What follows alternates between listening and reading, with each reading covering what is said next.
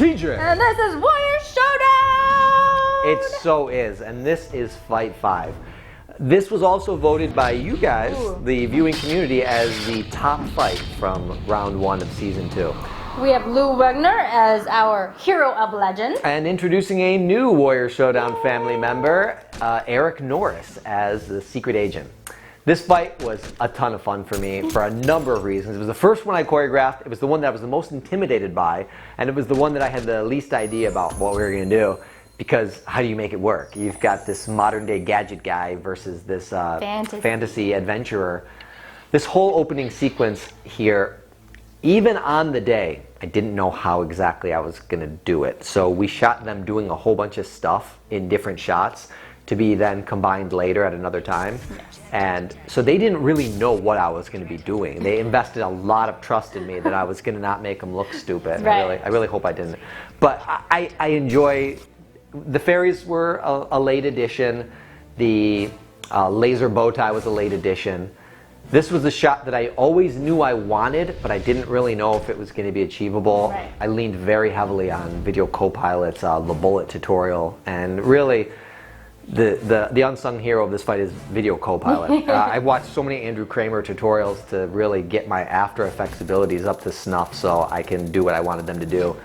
And out of all of them, this was the one that you were most involved in the post process. I would show Natalie a piece, and she'd be like, nope, they're too close together. Nope, that looks lame.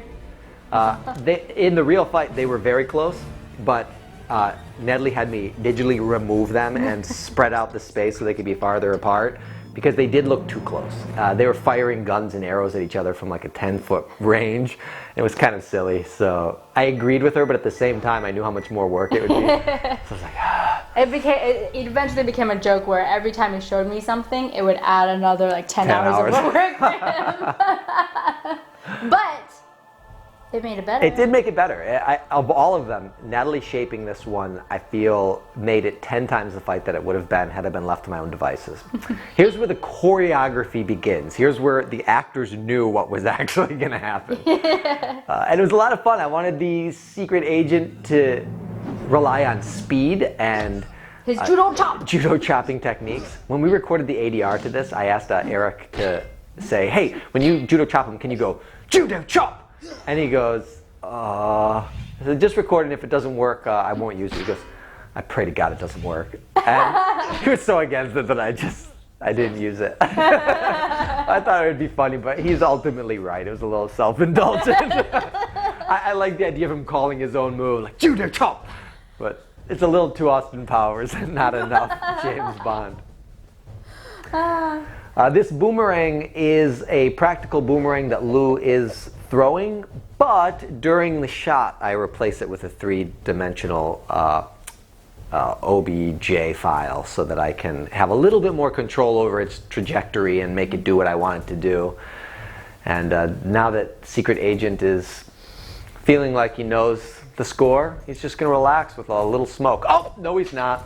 That is the fantastical aiming skills of Mr. Zimrisk. You guys might not know. You know that he's an amazing samurai and Persian prince and director from that other fight and Power Ranger, but you did not know that he's an amazing ultimate frisbee player. Oh, yes. So in Arizona, that's the sport, and that's where he's from. So that's him throwing that from off screen.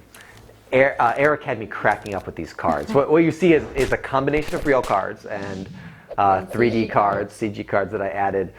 But the way that the wind was blowing, the cards kept coming back at him and blowing into his own face. So he'd be like, I feel like I'm going to blow up myself.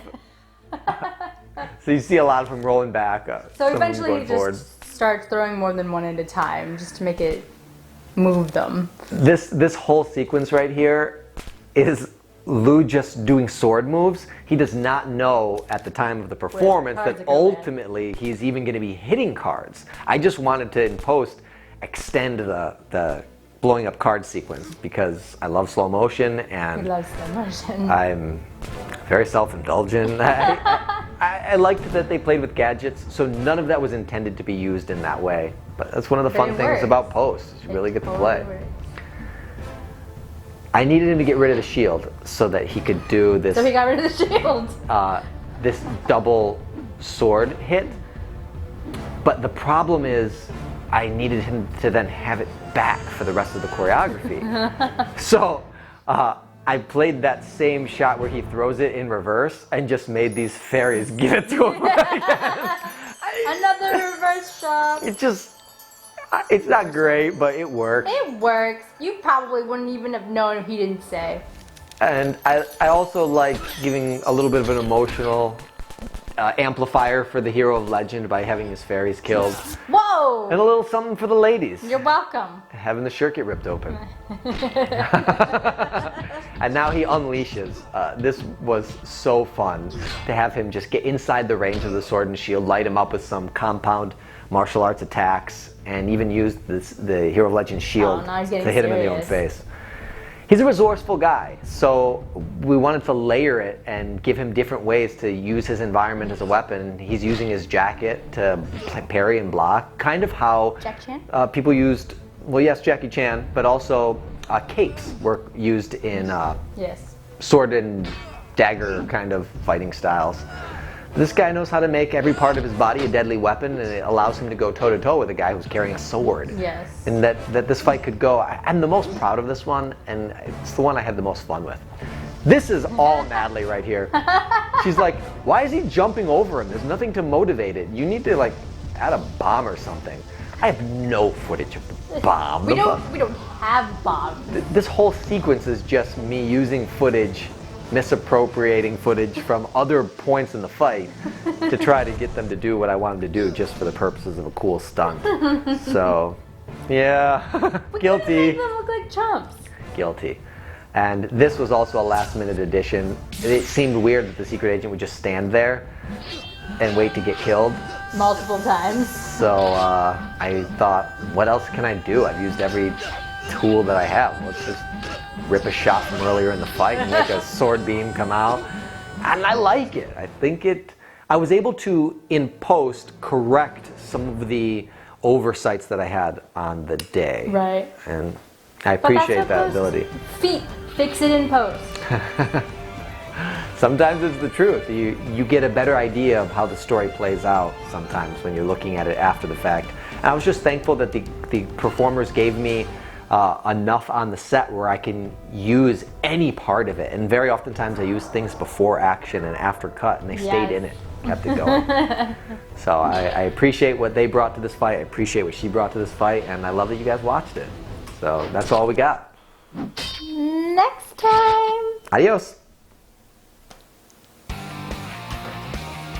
Oh, that was a long one. Only 3 more. 3 more.